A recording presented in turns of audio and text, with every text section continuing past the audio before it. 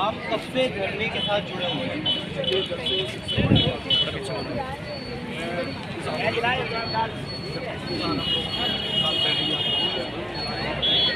तो हमें सरकार ने ये आश्वासन दिया था कि हम लोग कोई फर्जी बात या कोई राजनीति करने के लिए किसी आंदोलन में नहीं आते।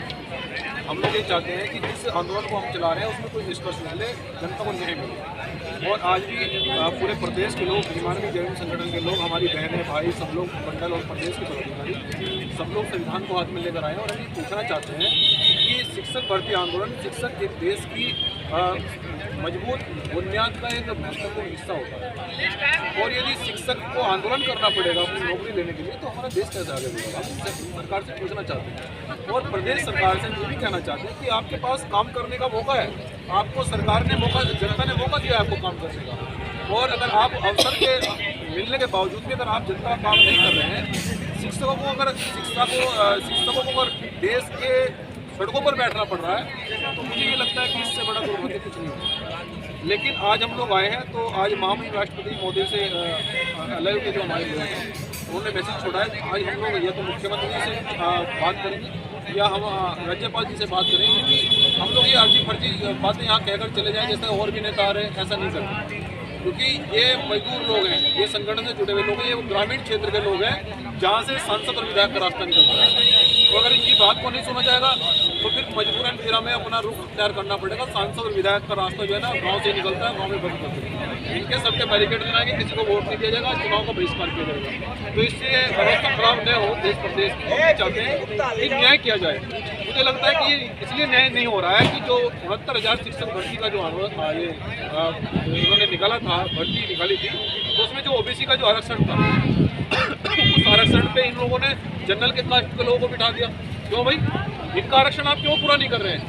और इसमें मैं अपने पिछड़े वर्ग से लोगों से भी कहना चाहता हूँ कि इसके जिम्मेदार हम लोग हैं।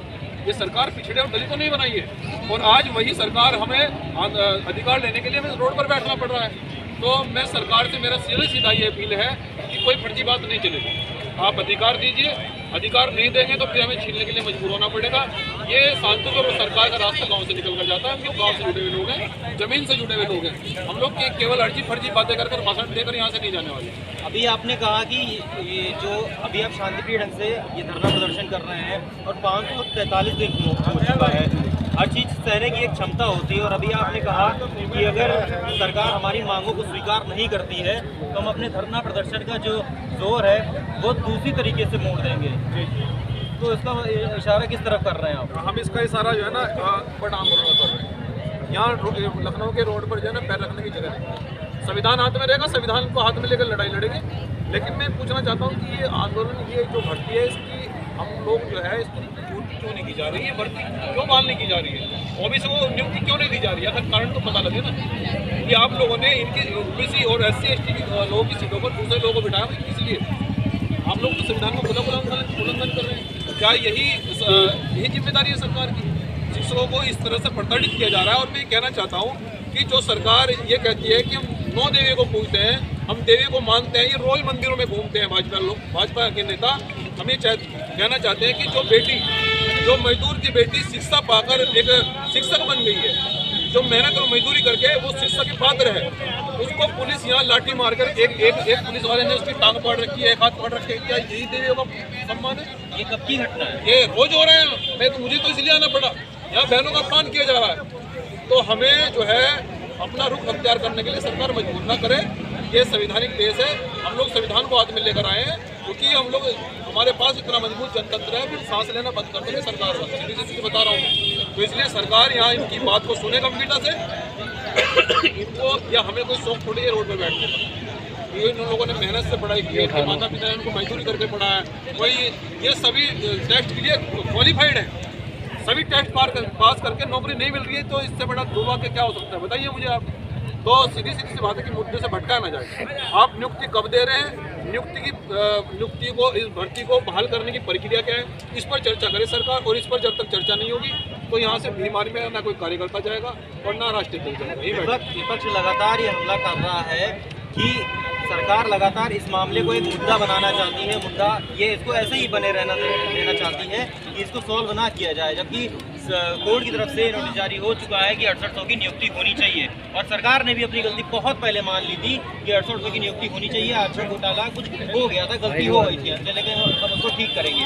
तो क्या वाकई योगी सरकार इसको मुद्दा बनाना चाह रही है? देखिए, मैं ये कहना चाहता हूँ, यदि जो लोग सरकार में बैठे हैं, क्या वो भी ये लोग कहेंगे कि वो नहीं मान रहा है, वो नहीं मान रहा है? आप किनको मूर्ख बना रहे हैं? ये शिक्षा किनको आप हमें पता तो चले।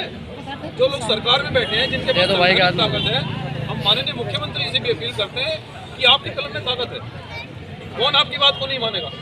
इसका मतलब आप मुख्यमंत्री हैं, आपकी नहीं चल रही है, इसका मतलब आपकी ये जो लोकतंत्र के चारों स्तर में आपकी बात को नहीं सुन रहे हैं। आप मुख्यमंत्री हैं, सही कहा। आप इस बात से नहीं नकार सकते कि वो नहीं सुन रहा, वो नहीं सुन रहा, आपकी कलम में ताकत है।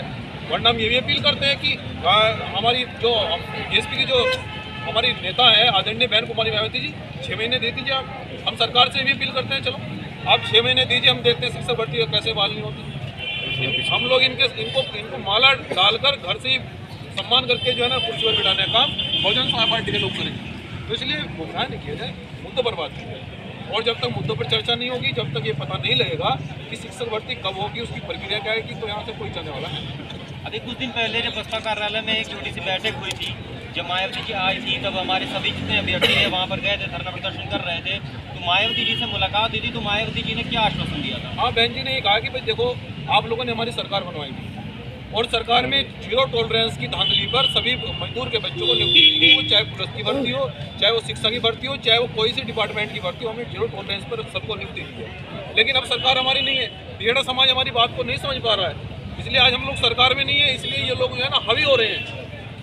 वो एक कहावत है कि तेल चढ़ाए 85% बहुजनों की लाठी पर, इसलिए जो है ना नाच रहे हैं ये 15% हमारी छाती पर। तो ये 15% लोग इसलिए हमारी छाती पर नाच रहे हैं कि हमारे लोग समझ नहीं पा रहे हैं इनकी रणनीति को, इनकी राजनीति को समझ नहीं पा रहे हैं, इनकी साजिशों को समझ नहीं पा रहे हैं। बहन जी ने कहा कि भाई हम लोग आपके लिए संघर्ष करेंगे। बहन जी ने ट्वीट भी किया इसके लिए और हमारे शिक्षक भाइयों की बात को गंभीरता से सुना। और मैं कहना चाहता हूँ कि अगर आप लोग ये चाहते हो कि शिक्षक भर्ती हो, अगर सरकार नहीं करती है तो लोकसभा में क्यों इलाज नहीं कर देते आप बहन जी की केंद्र में सरकार बनाइए ना। हम वादा कर रहे हैं आपसे कि 0 टॉलरेंस पर सबकी भर्ती बहाल होगी, सबको नौकरी मिलेगी, सबको रोजगार मिलेगा। तो इसलिए ये केवल जुमलेबाजी है और जुमलेबाजी हमारे सामने तो नहीं चलने वाली, ना पहले चली। हम लोगों ने जितने भी आंदोलन किए हैं हमें जवाब चाहिए, क्योंकि आपकी हमने सरकार बनाई है। नेता सबके होते हैं, आप ही हमारे नेता हैं, क्योंकि आप मुख्यमंत्री कुर्सी पर बैठे हैं। जब तक हमें न्याय नहीं मिलेगा हम नहीं जानेंगे। तो जैसा कि आपने देखा, हमारे साथ हैं मंजीत जी, जो कि भीम आर्मी के राष्ट्रीय अध्यक्ष हैं, और यहाँ पर ये इनका कहना ये है कि अभी तक जो भी धरना प्रदर्शन चला है वो शांतिपूर्वक चला है।